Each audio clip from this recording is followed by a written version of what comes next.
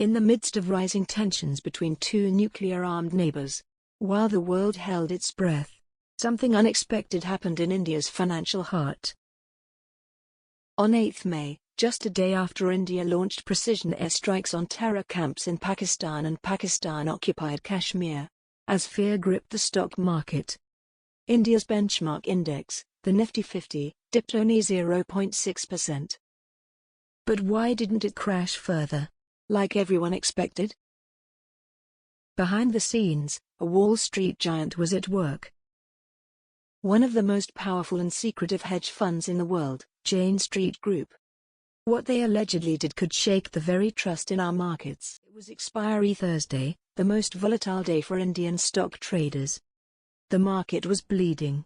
The Nifty hit an intraday low of 24,150, down 1.1%. Fear was everywhere. Panic selling had begun. But for Jane Street, this was not a crisis, it was an opportunity. Instead of running from the falling market, they loaded up on cheap Nifty call options, bets that the market would rise. At the same time, they sold expensive put options, expecting the fall would slow down. It didn't make sense. Until the final 45 minutes. Suddenly, Jane Street started aggressively buying Nifty index and stock futures. Huge volumes. Rapid fire. They pushed the index off its lows, a sharp, unexpected recovery. By market close, Nifty had bounced back to 24,274. Why? Because the call options they bought earlier became far more valuable as the index rose. And the put options they sold? They didn't hurt as much, the market was still technically down. This strategic manipulation of futures moved the delta, a key factor that determines option price sensitivity.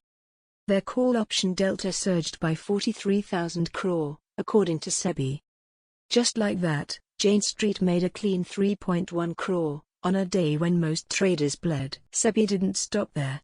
It dug deeper, across 21 different expiry days between August 2023 and May 2025. They found a clear pattern. Jane Street would take massive cash and futures positions against market direction, just to influence option prices. Once options gained value, they'd reverse the initial position at a small loss, and cash in huge profits on the options. Example? On the 17th of January 2024, they lost 62 crore on futures and stock trades. But they made 735 crore in options, in a single day. Total alleged profit: 4,844 crore.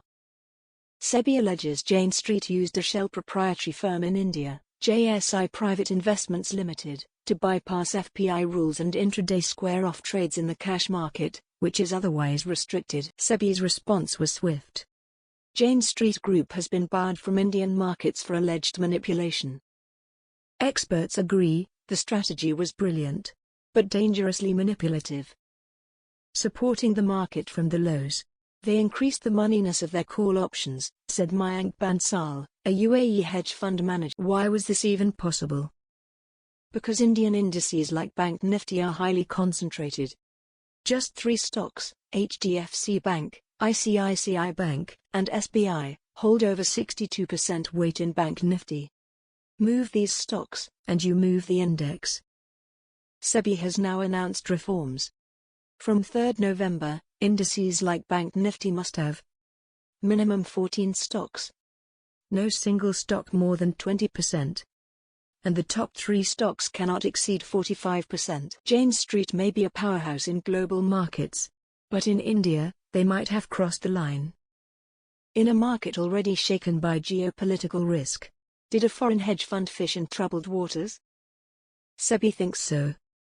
The question now is, how do we protect our markets from smart money that doesn't play fair? Because at the end of the day, trust is the real backbone of any stock market. And as for retail traders like us, stay alert, stay informed, and remember, not everything that looks like a rally is real. Sometimes, it's just a trap laid by giants. Knowledge is power, especially when markets are being played.